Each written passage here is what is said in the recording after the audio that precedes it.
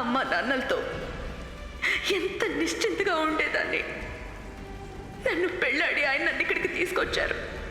నన్ను ఆయన భారీగా స్వీకరించకూడదనుకుంటూ నాతో 7 అడుగులు ఎందుకు వేసినట్టు? ఎందుకు?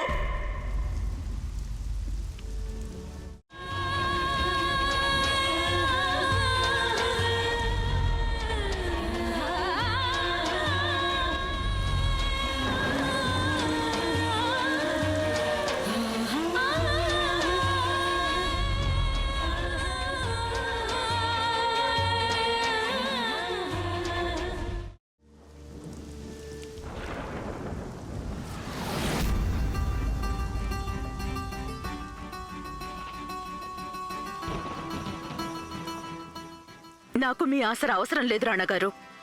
రాణి గాయత్రీదేవి, మీరెక్కడికి వెళ్తున్నారు? అత్తవారింట్లో ఆడపిల్ల స్థానం ఆమె భర్త వల్లే ఏర్పడుతుంది. అలాంటిది ఆ భర్తే ఆమెని పరాయిదాన్ని చేసేస్తే ఆ అత్తవారింట్లో ఆమెకు పనే ఉంటుంది. నేను మా ఇంటికి వెళ్ళిపోతున్నాను. ఇకపై ఈ రాజ్మహలే మీ ఇల్లు.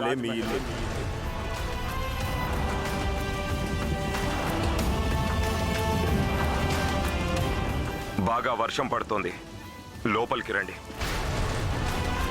మీరు ఈ విధంగా చేయడం రాణి గారు చేయాల్సిన పని కాదు. నేను రాణిని కాదు. రాణిని కాదు. నేను ఒక మామూలు అమ్మాయిని. ఆ మనసు విరిగిపోయింది.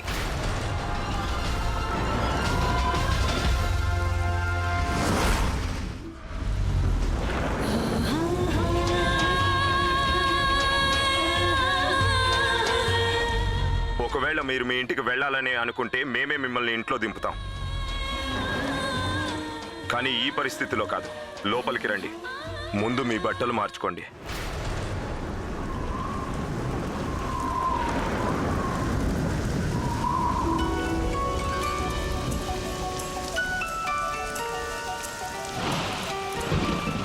లోపలికి రండి. పదండి లోపలికి.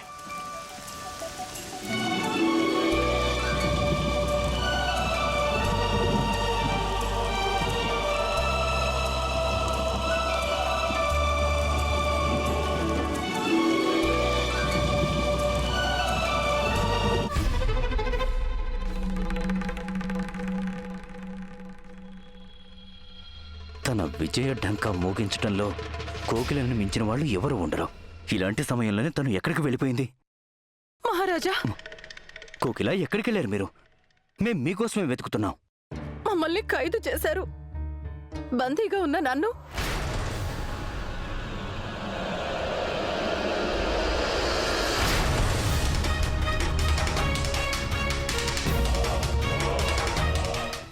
ఈ లంగా గాయత్రి దగ్గరికి ఎలా వచ్చినట్టు? అంటే మీరు గాని...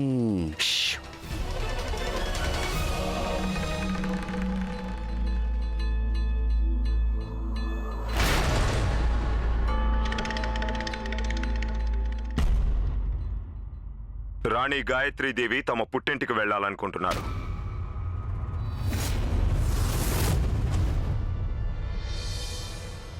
మేం వారు వెళ్లేందుకు ఏర్పాట్లు చేయడానికి వెళ్తున్నాం.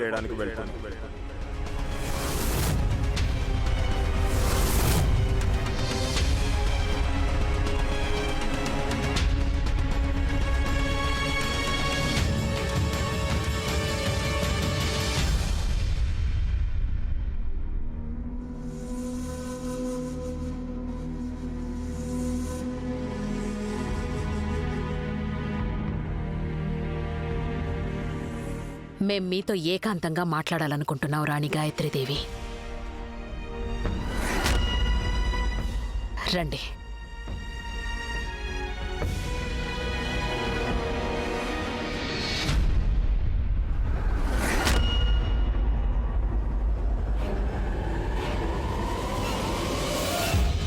మీరు హఠాత్తుగా మాయమవటానికి కారణం ఇదన్నమాట. ఎంత గొప్ప పథకం వేశారు మా మహారాణి. భలే. పథకం వేసింది మేమే మహారాజా, కానీ అమలుపరిచింది వేరెవరో. ఎవరై ఉంటారు వాళ్ళు? మీకు తెలుసు కదా రాణా గారు నన్ను ప్రేమించట్లేదని. మీకు తెలుసు కదా, వారు కావాలనే నా నుదుటను సింధూరం పెట్టలేదని. మీకన్నీ తెలుసు. అయినా మీరు నాకేవేవో కలలు చూపిస్తూ వచ్చారు. మీరందరికీ న్యాయం చేస్తారని ఎంతో గొప్పగా విన్నాను. కానీ మీరు నా విషయంలో మాత్రం కేవలం అన్యాయమే చేశారు. రాణి గాయత్రి, మీరిప్పుడు చాలా బాధపడుతున్నారన్న విషయం మాకు తెలుసు. కానీ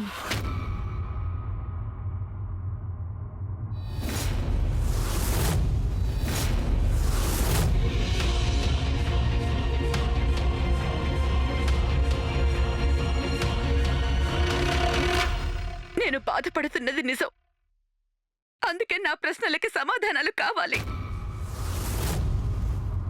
నా ప్రశ్నలకి సమాధానాలు మీ దగ్గర ఉన్నాయా?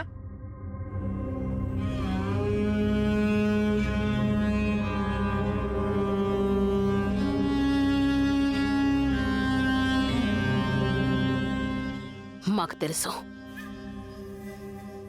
రాణా గారు మిమ్మల్ని ప్రేమించలేదన్న విషయం.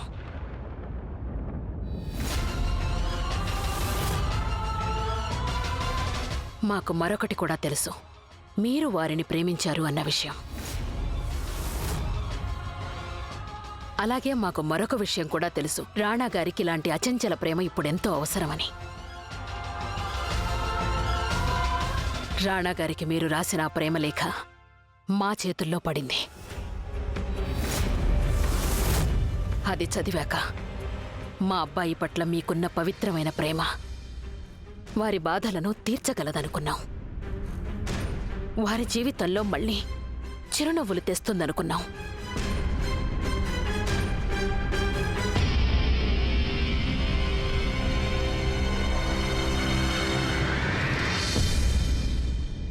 మరి నా సంతోషాల మాట ఏంటి?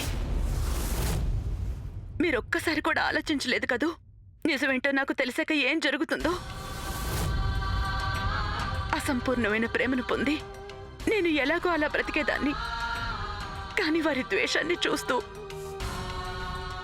మిగిలిన నా జీవితాన్ని నేను ఎలా గడపగలను? క్షమించండి, నేను మాత్రం ఇక్కడ ఇంకొక క్షణం కూడా ఉండలేను. నేను మా ఇంటికి వెళ్ళిపోతున్నాను.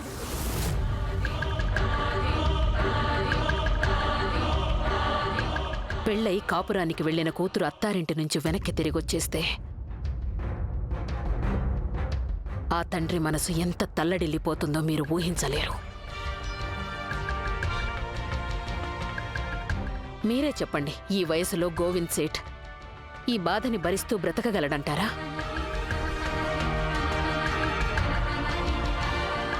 ఎంతో కష్టపడి సంపాదించిన పరువు ప్రతిష్టలు మట్టిలో కలిసిపోతాయి. మీరు మీ పుట్టింటికి తిరిగి వెళతారు. కానీ మీ నాన్నగారికున్న పరువు, వారి చిరునవ్వు ఎన్నటికీ తిరిగి రావు. ఇక ఇప్పుడు మీరొక సామాన్య స్త్రీ కాదు రాణి గాయత్రీదేవి.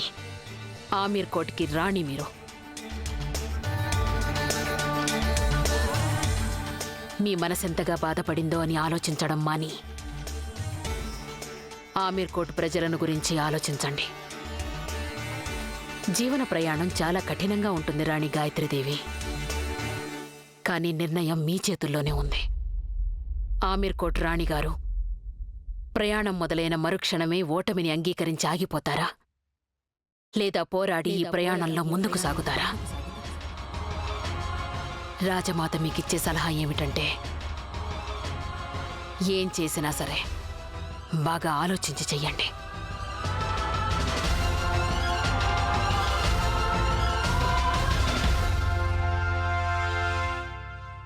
రాజమాత నిర్ణయాన్ని ధిక్కరించడం అంత సులభం కాదు. మేము ఈమెని రాణిని చేశాం. ఈమె రాణిగా ఉండి తీరాల్సిందే. ఇక రాణా గారి విషయం వేరు. వారితో ఎంతో జాగ్రత్తగా మాట్లాడి ఒప్పించాల్సి ఉంటుంది.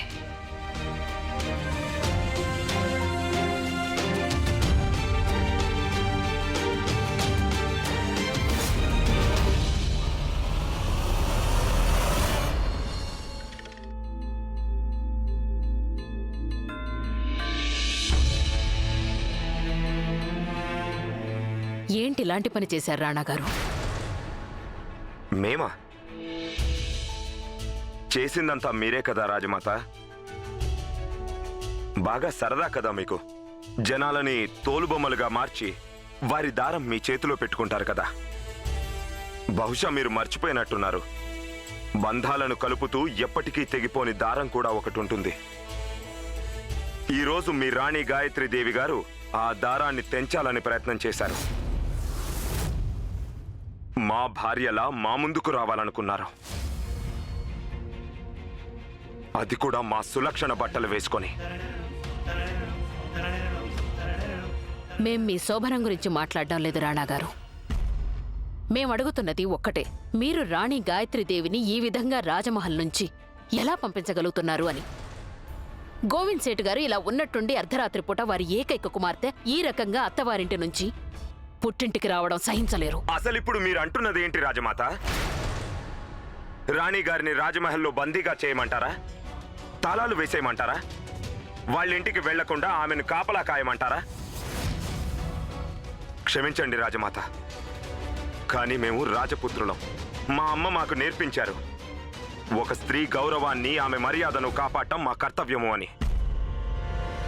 ఒకవేళ రాణిగారు తమ ఇంటికి వెళ్ళాలి అనుకుంటే మేమే ఆమెను గౌరవ మర్యాదలతో సాగనంపుతాం. ఒక రాణి ఏ హోదాలో వెళ్లాలో ఆ హోదాలో. ఒకవేళ అది సరిపోకపోతే మేమే స్వయంగా వెళ్లి దిగబెడతాం.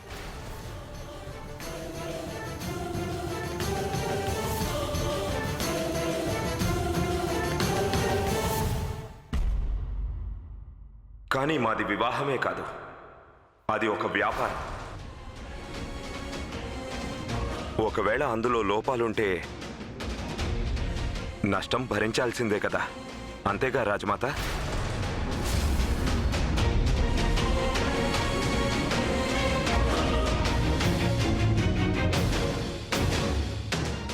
ఆగండి. రాజమాత చెప్పాల్సింది ఇంకా పూర్తి కాలేదు. కానీ రాణా గారు చెప్పాల్సినవన్నీ చెప్పేశారు.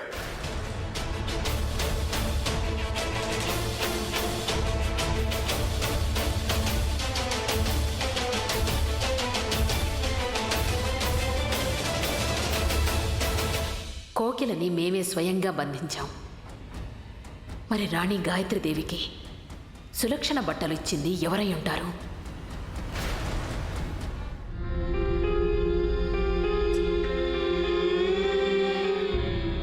పెళ్ళై కాపురానికి వెళ్లిన కూతురు అత్తారింటి నుంచి వెనక్కొచ్చేస్తే ఆ తండ్రి మనసు ఎలా తల్లడిల్లిపోతుందో మీరు ఊహించనే లేరు. మీరే చెప్పండి, ఈ వయసులో గోవింద్ సేఠ్ ఈ బాధని భరిస్తూ బ్రతకగలరంటారా? ఎంతో కష్టపడి సంపాదించిన పరువు ప్రతిష్టలు మట్టిలో కలిసిపోతాయి. మీరు మీ పుట్టింటికి తిరిగి వెళతారు, కానీ మీ నాన్నగారి పరువు, వారి చిరునవ్వు ఎన్నటికీ తిరిగి రావు. కానీ నిర్ణయం మీ చేతిలోనే ఉంది. ఆమీర్ కోట్ రాణిగారు ప్రయాణం మొదలైన మరుక్షణమే తన ఓటమిని అంగీకరించి ఆగిపోతారా, లేదా పోరాడి ఈ ప్రయాణంలో ముందుకు సాగుతారా?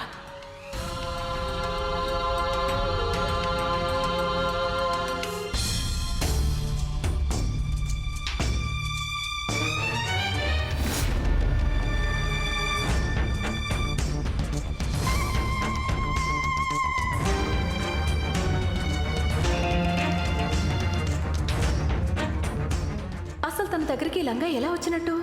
ఎవరిచ్చుంటారు? ఎలా? ఈ విషయం తను మాత్రమే చెప్పగలదు. కానీ ఈమె ఇప్పుడు నోటికి తాళం వేసుకుని నిలబడింది. ఎలాగైనా మాట్లాడించాలి.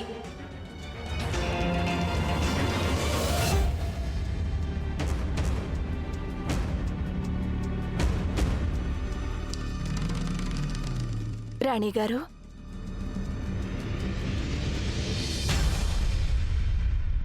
అయినా మీలాంటి అందమైన రాణిగారిని మేమింతవరకు చూడలేదు. మీరు చాలా అందంగా ఉన్నారు తెలుసా? ఈ లంగాలో ఇంకా అందంగా కనిపిస్తున్నారు. దీని రంగు నిజంగా మీకు చాలా బాగుంది. ఇది ఎవరిచ్చారు మీకు? రాజమాత ఇచ్చినవే, అవే నేను వేసుకున్నాను.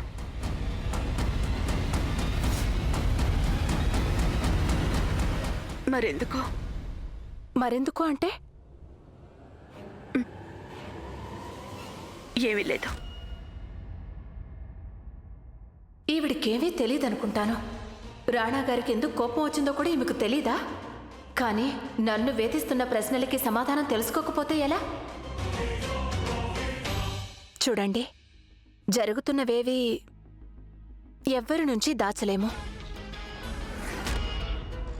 అంతేకాదు, మాకైతే ఇదంతా చూసి గుండె బద్దలైపోతుంది. ఇవన్నీ చూసి మీకు తెలుసా, ఈరోజు ఇక్కడ జరిగినవన్నీ ఎందుకు జరిగాయో? అలా రాణాగారు తమ శోభనం రోజున వారి భార్యపైనే ఎందుకు కలిగారో తెలుసా? మీకీ ప్రశ్నలన్నింటికీ జవాబులు ఇప్పుడే దొరుకుతాయి. మాతో పాటు రండి. రండి.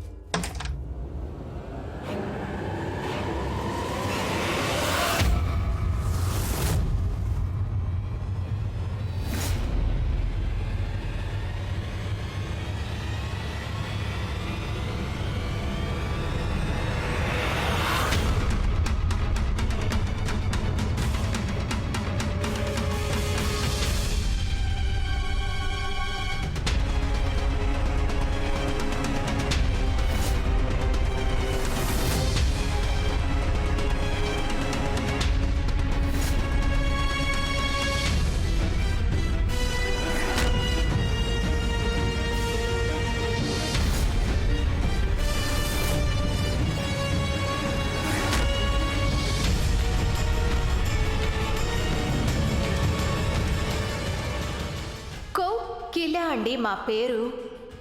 ఈ ఆటకి ముగింపు మేమే రాస్తాం కదా.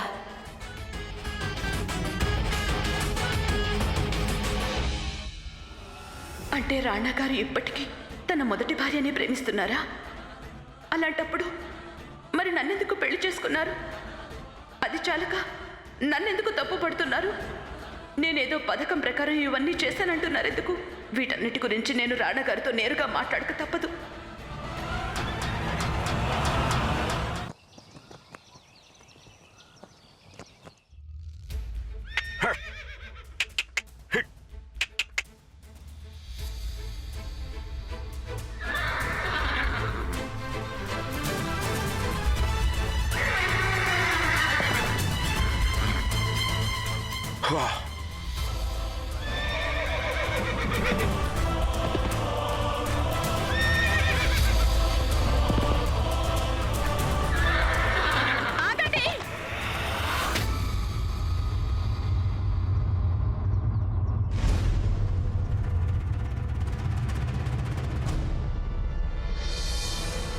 దీన్ని తీసుకెళ్ళు. చిత్తం రాణా గారు.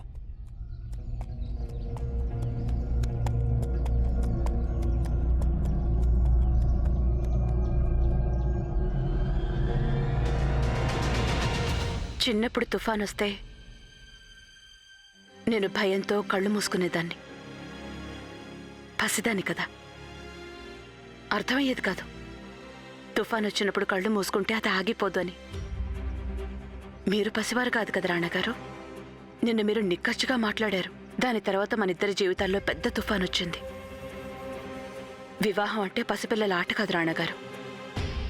ఒకవేళ ఆటే అనుకుంటే ఆట పూర్తయ్యే లోపు మీరు నా ప్రశ్నలకు జవాబు చెప్పాలి. ఏమిటి మీరు అడగాలనుకున్న ప్రశ్నలు? తెలుసుకోవడానికి ఇంకేముంది అసలు? మిగిలుంది. నన్ను ద్వేషిస్తున్నారని మీరు నిర్మోహమాటంగా చెప్పేశారు. మీరు నన్ను ఎందుకు ద్వేషిస్తున్నారో ఆ విషయం నాకు చెప్పలేదు. ఎందుకు? నాకు తెలియక రాణి సులక్షణ బట్టలు వేసుకున్నాననా? లేకపోతే మీరు ఇప్పటి వరకు రాణి సులక్షణని ప్రేమిస్తున్నందుక? వేరొకరి స్థానం వారికి ఇవ్వలేకపోతున్నందుక? నేనా ప్రేమని గౌరవిస్తాను. నేనెప్పటికీ వారి స్థానాన్ని భర్తీ చేయలేను. అలా చేయాలని కూడా నాకు లేదు. మీ పట్ల మాకున్న ద్వేషానికి కారణం రాణి సులక్షణ కాదు, స్వయంగా మీరే.